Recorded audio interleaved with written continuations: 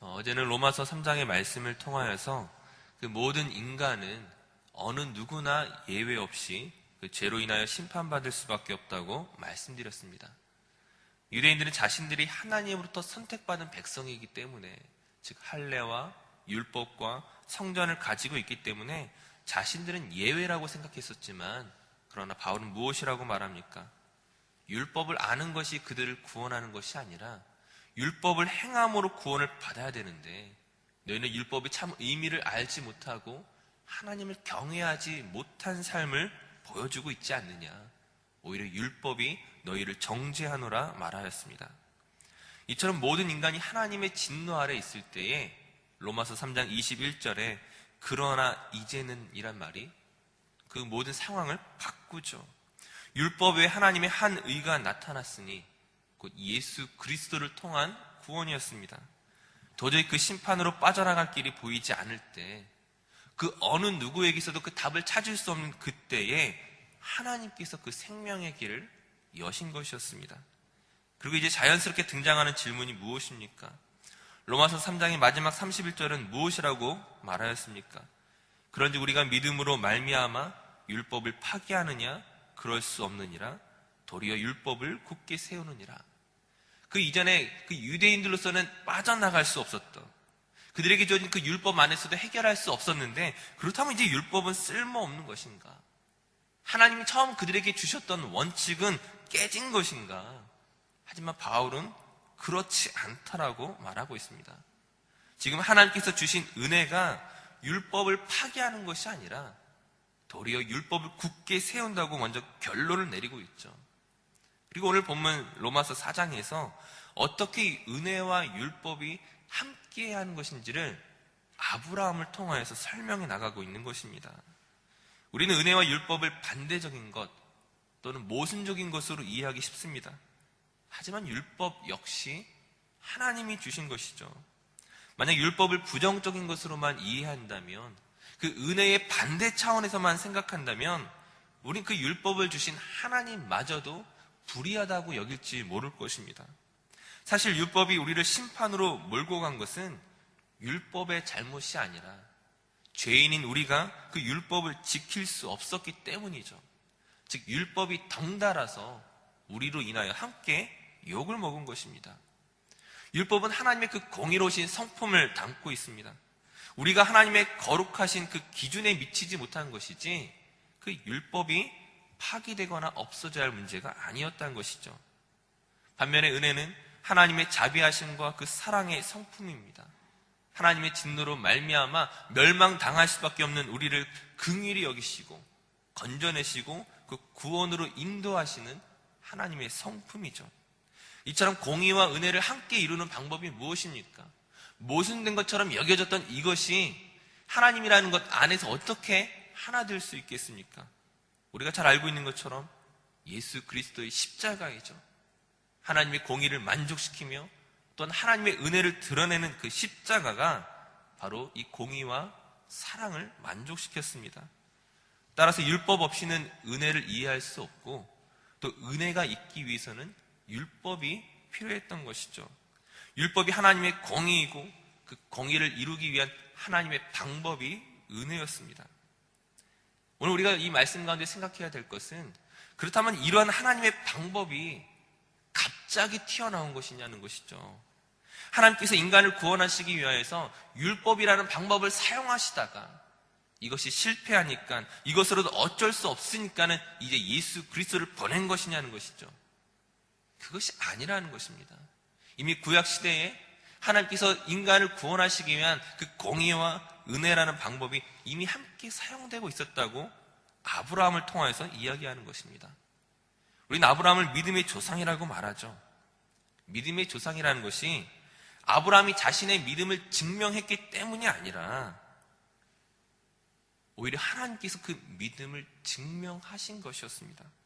우리가 로마서에 살펴보았던 것처럼 모든 인간은 어느 누구나 할 것 없이 죄인이었고 그 죄로부터 빠져나갈 수 없었는데, 아브라함 역시 마찬가지였습니다. 인류의 역사 자체가 그 죄로 인해 시작하였고, 그 아브라함에 이르기까지 그 누구도 빠져나갈 구멍이 없었죠. 우리가 창세기를 다시 한번 생각하면 어떤 내용들을 발견하게 됩니까? 하나님께서 세상을 창조하신 이후에 최초로 만드신 아담과 하와가 선악과를 먹음으로써 이미 타락하며 시작하였죠. 가인이 동생 아벨을 죽이는 형제 살인이 인류의 시작부터 함께 있었습니다. 결국엔 그 인류의 타락이 도를 넘어서게 되고 하나님께서 대홍수로 심판하시고 난 이후에 이제 노아의 가족을 통하여 새롭게 인류를 시작하였지만 사람의 악함이 달라졌습니까? 하나님께서 사람을 보시며 그 인류를 보시며 더 이상 나아질 소망이 없음을 탄식하는 것들을 볼 수가 있습니다. 이제 아브라함이 등장하기 바로 직전에 창세기 11장에 가게 되면은 바벨탑 사건이 등장하죠.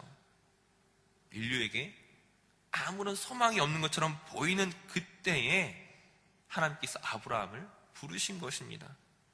아브라함이 이전에 인류와 어떤 다른 특별함을 가지고 있었기 때문입니까? 아무런 대책이 없는 그 인류의 현실에 아브라함이 어떤 소망이 될 만한 무엇인가를 가지고 있었기 때문입니까? 그렇지 않죠. 그럼에도 불구하고 갑자기 하나님께서 아브라함을 부르십니다. 근데 이 아브라함을 부르시는 장면이 그 타이밍이 무엇과 같습니까? 모든 인류가 죄로 인하여 심판받을 수밖에 없는 더 이상 소망이 없다고 여겨지는 그 상황 속에서 그러나 이제는 예수 그리스도를 보내심으로 그 이전과 그 이후를 나누셨던 것처럼 바벨탑 사건을 통하여 인류에게 아무런 소망이 없는 것처럼 보이는 그때에 하나님께서 아브라함을 보내셔서 그 이전과 이후로 나누는 것인데 중요한 것은 보내신 것이 아니라 하나님이 직접 그 가운데 찾아오셨다는 것입니다. 아브라함에게 어떤 근거가 있어서 하나님이 찾아오셔야 되는 어떤 무엇인가가 있어서가 아니라 하나님께서 일방적으로 찾아오셔서 그에게 무엇을 약속하고 있는 것입니까? 창세기 12장 2절 말씀에 보시게 되면 내가 너로 큰 민족을 이루고 내게 복을 주어 내 이름을 창대하게 하리니 너는 복이 될지라. 아브라함이 요구한 것이 아닙니다. 나에게 복을 주십시오 요청한 것이 아니었습니다. 하나님께서 그에게 찾아오셔서 일방적으로 내가 너에게 무엇을 주겠다, 너에게 큰 민족을 이루겠다, 내 이름을 창대하게 하겠다, 복이 되게 하겠다, 하나님의 일방적인 선포였습니다. 모든 주권이 하나님에게 있었다는 것이죠. 그 이후에도 마찬가지입니다. 창세기 15장에 가시게 되면 하나님께서 아브라함에게 무별을 보여주시면서 내가 너로 하여금 너희 그 후손이 이 별과 같이 많게 하겠다라고 약속하시면서 어떻게 하십니까? 아브라함에게 재물을 가지고 오라고 하십니다. 그 둘 사이를 쪼개고 하나님이 불 가운데 그 재물 사이를 지나가시죠. 이것이 무슨 약속입니까? 이 약속이 지켜지지 않으면 이 약속의 대상자가 이 둘로 쪼개짐을 당하는 것과 마찬가지다라고 말하는 것입니다. 근데 이 불 사이로 지나가는 것이 아브라함이 지나가지 않고 하나님 혼자 지나가십니다. 무엇입니까? 하나님께서 이 약속을 이루시고 하나님께서 이 약속의 모든 것들을 책임지시겠다는 것이죠. 약속을 이룸에 있어서 아브라함이 할 수 있는 것은 아무것도 없습니다. 그 일의 모든 시작과 주도권이 하나님께 있었죠. 아브라함은 무엇입니까? 그 하나님께 붙잡힌 것이었습니다. 그냥 붙잡혔을 뿐이죠. 아브라함에게 있어서 얼마나 많은 실수가 있었는지를 우린 창세기 통해서 잘 알 수가 있습니다. 그가 하나님의 부르심을 받고 난 이후에도 그가 어떤 믿음의 근거가 있어서 부름을 받은 것도 아니었고 부르심을 받고 난 이후에도 여전히 많은 실수와 실패가 있었습니다. 가나안 땅에 흉년이 들었을 땐 약속의 땅을 버리고 애굽으로 가죠. 그곳에서도 바로에게 아내를 빼앗길 뻔하고 하나님의 약속을 온전히 신뢰하지 못함으로 첩을 통하여 이스마엘을 낳기도 하였습니다. 그에게 여전히 수많은 실수와 실패가 있는 그 순간에서도 하나님이 어떻게 하십니까? 하나님 자신을 그에게 계시하시고 그를 믿음의 자리로 끌고 가셨다는 것이죠. 우리가 생각하기에는 포기할 만한 상황 속에서 하나님은 여전히 그를 붙잡고 계시는 것입니다. 아브라함이 믿음의 조상인 이유는 그가 우리에게 무엇을 보여주었기 때문이 아니라 그 자신이 우리의 어떤 신앙의 어떤 좋은 모델이 되었기 때문이 아니라 하나님께서 그에게 복 주시고 그를 끌고 가시는 일에 대표가 되었기 때문입니다. 아브라함으로서는 할 수 없는 것들을 하나님께서 어떻게 하시는지를 보여주는 그 첫 번째 모델이었던 것이죠. 하나님의 일하심을 통하여 아브라함에게 무엇이 생깁니까? 하나님의 일하심 속에서 그에게 믿음이 생긴 것입니다. 우리가 잘 알고 있는 그 아브라함의 사건, 그가 100세에 얻은 그 아들 이삭을 하나님께 바치는 믿음은 아브라함에게 근거한 것입니까? 아니죠. 하나님이 그 자리로 그를 만들어 가신 것입니다. 믿음은 무엇입니까? 우리가 믿음에 대해서 자꾸만 오해하게 되는 것이, 믿음은 구원의 조건이 아니라 이것은 구원의 결과입니다. 내가 믿었기 때문에 구원받는 것이 아니라 하나님이 나를 붙잡으시고 나에게 믿음을 주셨기 때문에 오늘 우리가 구원을 받은 것입니다. 오늘 말씀을 시작하면서 율법 없이는 은혜를 이해할 수 없고, 은혜가 있기 위해서는 그 율법이란 기준이 필요하다고 말씀드렸습니다. 믿음의 조상인 아브라함을 통하여 우리는 무엇을 확인해야 합니까? 아브라함 역시 하나님의 심판과 진노하심에 죽을 수밖에 없는 우리와 똑같은 인생이었습니다.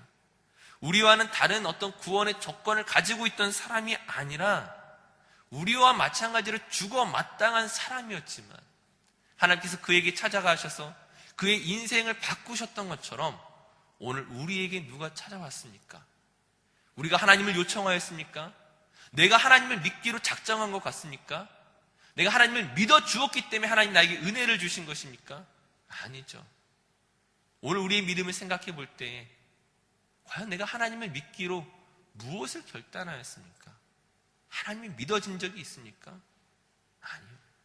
내가 하나님을 믿은 것이 아니라 하나님이 나에게 찾아오셔서 믿음의 자리로 만들어 가셨던 것이죠. 바라기는 매 순간순간 넘어지는 우리 자신을 보지 마시고, 때로는 실망하고 낙심하고 넘어지고 무너졌던 우리의 삶에 여전히 찾아오셔서 우리를 그 믿음의 그 구원의 완성의 자리로 끌고 가시는 하나님을 바라보시기 바랍니다. 아브라함을 바꾸셨던 그 하나님께서 오늘 저와 여러분의 인생을 바꾸시고 놀라운 그 구원의 약속 가운데 그 놀라운 은혜를 우리를 통하여 증거하게 하실 그 하나님을 바라보시는 저 우리 모든 사랑하는 성도들 되시기를 간절히 축원합니다. 기도하시겠습니다.